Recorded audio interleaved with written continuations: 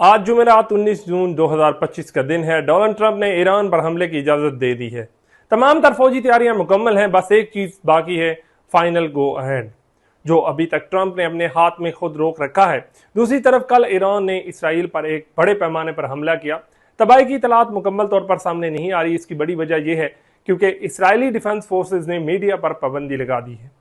ईरानी missile हमलों के मनाजर और असरात अवाम का दिखाने पर मुकम्मल पाबंदी है। ये बात खुद इसराइली मीडिया भी मान चुका है। ऐसा लगता है कि ईरान तनहा है, लेकिन हकीकत इससे मुख्तलिफ है। नॉर्थ कोरिया और रूस दोनों मैदान में आ चुके हैं। नॉर्थ कोरिया वाज़ेह अल्फाज में अमेरिका को वार्निंग दे दी है और रूस के सदर व्लादिमीर पुतिन ने सिर्फ मजम्मत नहीं की बल्कि पूरी शिद्दत से ईरान की हमायत में खड़ा हो गया है।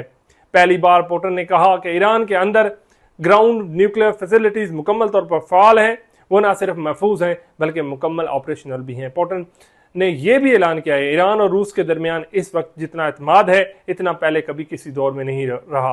रूस ने तस्लीम किया है कि 200 रूसी माहिरीन इस वक्त ईरान में मौजूद हैं और वो 2 नए न्यूक्लियर पावर यूनिट्स की तामीर में मसरूफ हैं। पुतिन ने इसराइल को खुला पैगाम दिया है कि इन न्यूक्लियर प्लांट की तरफ आंख भी उठाई तो रूस खामोश नहीं बैठेगा। इधर यूरोप में बरतानिया, फ्रांस, जर्मनी तीनों अमेरिका को बाईपास कर रहे हैं। जनेवा में ईरान के वजीर खारजा से मुलाकात की तैयारियां हो रही हैं, लेकिन इसराइल चाहता है कि इस मुलाकात से पहले ही अमेरिका की तरफ से हमला करवा दिया जाए और फर्दों के न्यूक्लियर तनसीब जिसे इसराइल बरसों से खत्म करना चाहता है B-2 बमबार तैयारियों के जरिए तबाह कर दी जाए।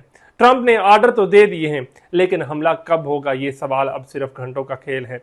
ईरान इस वक्त इसराइल पर हमले जारी रखे हुए है। मुल्क के अंदर मोसाद के नेटवर्क को तोड़ रहा है और मोसाद की इन्फेंट्री बेस से मुतल्लक बड़ी इंटेलिजेंस कामयाबी भी हासिल कर चुका है। दूसरी तरफ इसराइल की जानब से हमले भी जारी हैं। एयर डिफेंस सिस्टम एक्टिवेट है, लेकिन ईरान पर कोई बड़ा असर डालने में नाकामी रही है। अब बात सिर्फ ईरान की नहीं, ये जंग सिर्फ मशरिक़ वस्ता की नहीं, ये महाज सिर्फ ज़मीन, फ़ज़ा और समंदर का नहीं, ये दुनिया के ताकतवर तरीन मुल्कों का खुला टकराव बनता जा रहा है।